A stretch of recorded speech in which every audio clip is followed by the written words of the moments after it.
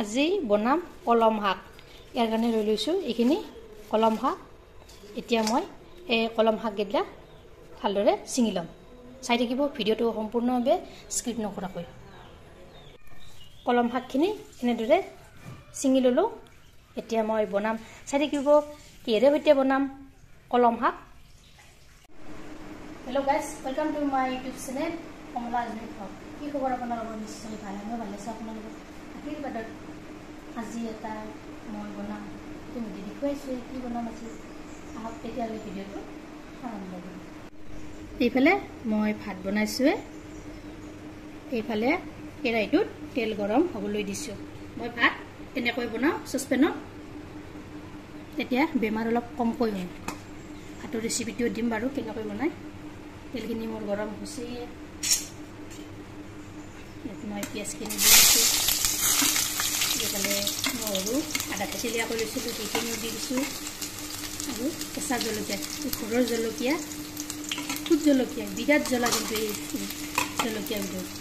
দেখাত সৰু কিন্তু জ্বলাটো বৈদ্য জ্বলা। গছ দুডালো আপোনালোকক মই দেখুৱাম, সবাৰ লাগিছে তাই। কিবা নহয় কিবা কৰি থাকি ভাল পাওঁ দিয়কচোন। এইবোৰ কৰি যিয়ে বস্তুৰ দাম বাঢ়িছে বজাৰত, 80 টকাৰ তলত একো চব্জিয়ে নাপায়। এনেকৈ ঘৰত জলকীয়া লগাই লৈ লৈছোঁ। মই নিমখটো দি দিলোঁ, হালধি গুড়াও দি দিছোঁ। এইখিনি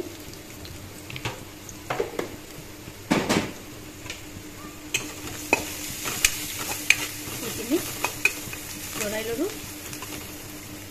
তাৰপিছত কলম শাক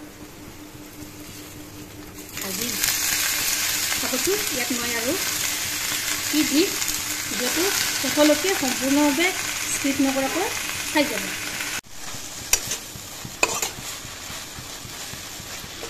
এইখিনি অলপ লৰাই দিলোঁ, দিব লাগিব আৰু অলপ। এতিয়া এখন ঢাকনি মাৰি দিওঁ।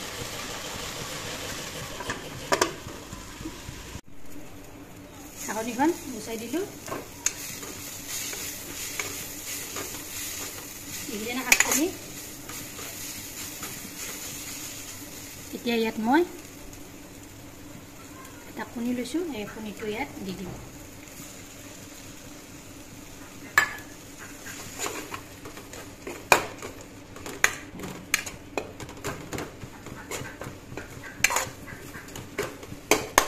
এনেকৈও বনাই খাবচোন কণী দি।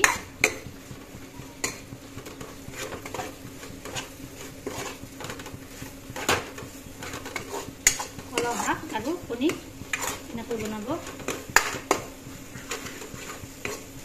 সেউজীয়া শাকত A vitamin, B vitamin, C vitamin পোৱা যায়। ইয়াৰ প্ৰচুৰ পৰিমাণে কেলছিয়াম, আইৰণ, ফচফৰাছ এই উপাদানবিলাক পোৱা যায়। কিন্তু উক্ত ৰক্তচাপ যিবিলাক মানুহৰ আছে তেওঁলোকে কিন্তু এই কলম শাকবিধ নাখাব।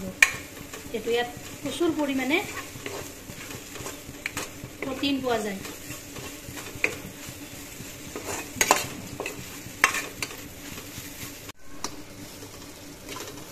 ইয়াতে চাফ কৰি ল'লোঁ। এয়া চাওক মোৰ কণী আৰু কলম শাক ভাজিখন তেনেকুৱা আছে। চাওকচোন, এনেকৈ এবাৰ বনাই খাবচোন। সদায় নতুন নতুন পদ্ধতিত বনাই খাব, ইয়াৰ টেষ্টটো অলপ বেলেগ হয়। ভিডিঅ'টো ভাল লাগিলে লাইক কৰিব, শ্বেয়াৰ কৰিব, কমেণ্ট কৰিব। আৰু মোৰ চেনেল যদি নতুনকৈ আহিছে চেনেলটো ছাবস্ক্ৰাইব কৰিব, লগতে ফেচবুক পেজতো ফ'ল' কৰিব। ধন্যবাদ। জয় জয়।